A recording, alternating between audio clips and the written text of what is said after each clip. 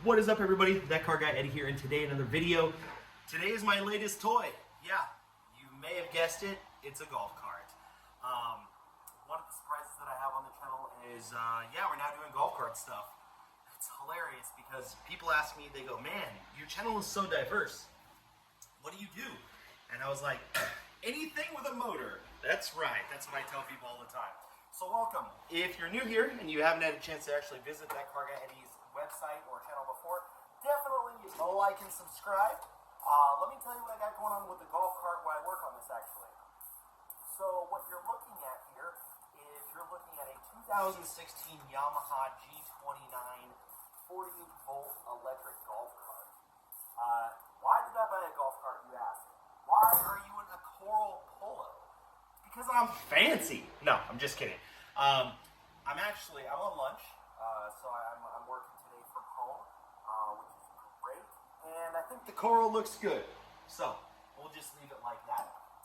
Let me tell you what's going on with this cart. So these are the batteries, and this is the battery section of a golf cart. The reason I went electric, a lot of people ask me, hey, you know, why'd you go electric and not gas? Is because the point of this whole thing is to drive this around my neighborhood where I live, and not have to fire up my diesel, not have to fire up my car, and use money, you know, like when I go pick the kids up from school, or when I go to softball practice with the kids, or anything like that. And that's another reason why I had to get a 6-seater. This is not the front of the golf cart, this is the middle of a golf cart, so yeah. Finding a 6-seater golf cart was tough. It's actually my second golf cart I bought. I wish I would have made a video on the first one, but I just didn't even think about it, to be honest with you. I thought I was going to have that for a long period of time, and I didn't. The whole thing about it is I bought it. It was a 4-seater Easygo. It was from 2017, and it was a nice cart. It didn't need anything. In fact, this one I didn't think needed anything, but we'll get to that in just a few minutes.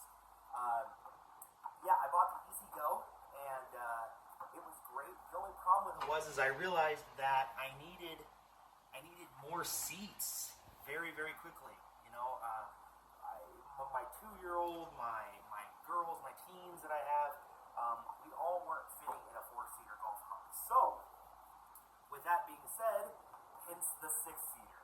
So, what am I doing? Well, I bought the 6-seater. What's going on here? Hack mechanic job. I bought the 6-seater from a place online. It was actually a place called JJ's Golf Carts.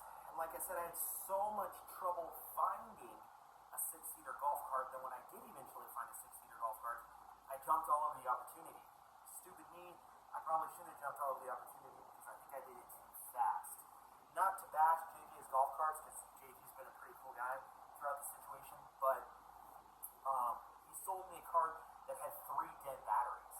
Now, the way that this works is you're looking at 48 volts. So each one of these batteries is 8 volts of power times 6 equals 48 volts. And that's what it takes to power the cart. Some of the older carts will be 36 volt.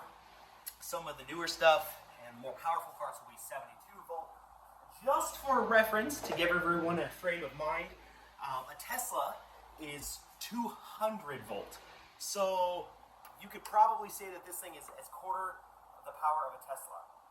Not really, because there's a lot more to it than that. But, like I said, when you're talking about amps, volts, and everything like that, that's what you're looking at. The way that we determined that these batteries were bad was actually with a battery amp load tester. I had to go buy one of those. Basically what we did is we put these things on a multimeter to see if they were at 8 volts, which they were. However, at load, 2 of them dropped to just under 6, which is not enough to keep the cart going. So what ends up happening is the cart shows full, it charges, but only 3 of the 6 batteries charge. So you drive like less than a mile, and then you're getting some weird air because the batteries run parallel with each other, basically. So for what it's worth. So what I'm doing is I'm taking out the 3 batteries that are bad. Good rule of thumb, each battery is going to cost about $200, but they should last about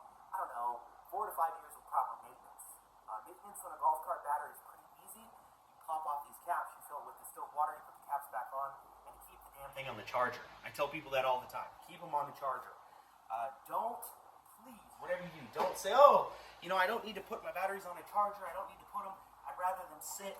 Sitting is like the worst thing that you can actually do for a battery, is let it sit. It's absolutely horrible. Yeah, whatever you do, you don't want to let it sit. So what I'm doing here is I'm taking out the batteries, and I'm just being careful with all the wires and everything because some batteries are still hooked up. But you'll see when I pull this out here, this is one of the bad ones. These things are pretty big, and like I said, they're 8-volt piece. Oh, they're like 60 pounds. Okay. So I'm just gonna take this out and set this over here. Whew. Way heavier than I thought it was gonna be. Damn. No wonder people go lithium. All right, so that's one of them. Another thing you always want to do when you work on golf cart batteries, golf cart batteries, is wear gloves. There's battery acid all over these things. Like I said, you don't want to get battery acid on you. So, like I said, I'm kind of learning as we go here. I haven't taken these out before.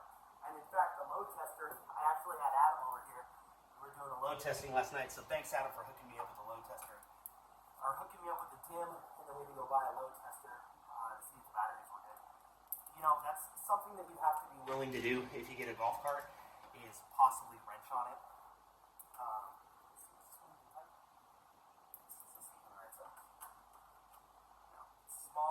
Smaller than a 13.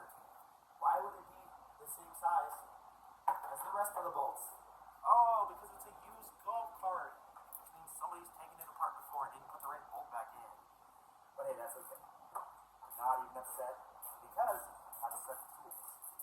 Anyways, sure it's hot here in Sacramento. I think it's a cool 111-degree day, and I'm in the garage at 12:30 in the afternoon on my lunch working on my golf cart, filming a YouTube video. But I do it for you guys. Yes, I do it for you guys. So, I'm going to do more of a welcome video on what this cart is, what it all has in store, why I went with the Yamaha in the first place versus the Easy Go. Like I said, a lot of that had to do with availability, to be honest with you. But there are some other reasons as well, and I will discuss that in the next video. But definitely like and subscribe, especially if you're into golf cart stuff, or you're possibly thinking about getting a golf cart, because I'm going to be doing some modifications to this as I modify everything I have. But seriously, thanks for watching. You guys are amazing.